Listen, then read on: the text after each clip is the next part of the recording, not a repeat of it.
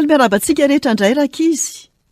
Ary faly indrindra indray androany hanolotra tantara mahafinaritra sy mahavariana ho anao.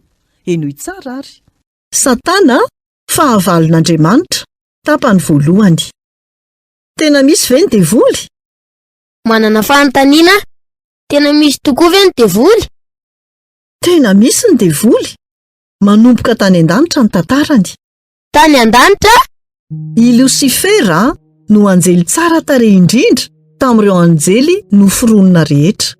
Izy io dia noforonina mba hanandratra ilay Andriamanitra tsy toa. Rehefa avy eo dia nameny ny fony ny eritreritra feno avinavina.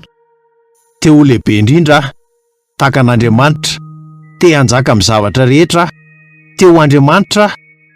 Satria naniry ho lehibe indrindra izy, fa tsy hivavaka amin'ilay lehibe indrindra, dia natsipon'Andriamanitra avy tany an-danitra izy.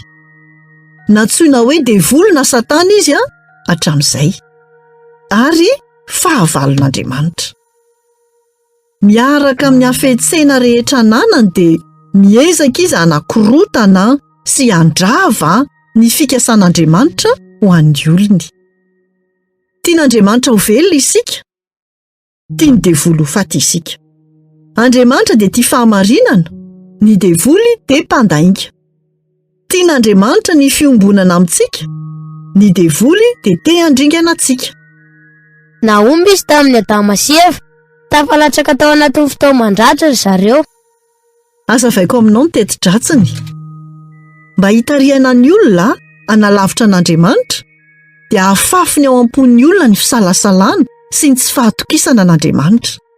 Tena laza ve Andriamanitra fa tsy tokony hinananareo ny voa amin'io hazo io? Moa ve ny sakana tsy azo ny tsara indrindra ianareo? Voafitaka tanteraka Adama sy Eva, ary vokatr'izany no nidiran'ny fahafatesana tamin'izao tontolo izao. Nanomboka teo dia tafasaraka tamin'Andriamanitra ny olona tsirairay. Ny fitiavan'Andriamanitra nefa lehibe lavitra, hany ka nampanantena izy fa handresiny devoly sy handamina ny zavatra rehetra. Azoko antoka fa miresaka momba an'i Jesosy izy. Marina ny ianao, Jesosy ny mpandresy, mangovotra eo anatrehan'ny anarany ny devoly. Fantany hoe foko avaizany nahaterahan'i Jesosy, ka izany no antony nampiasany an'i Farao sy ny olon-kafa hanandrana, handringana tanteraka ireo jiosy. Tsy navelan'Andriamanitra nefa izy.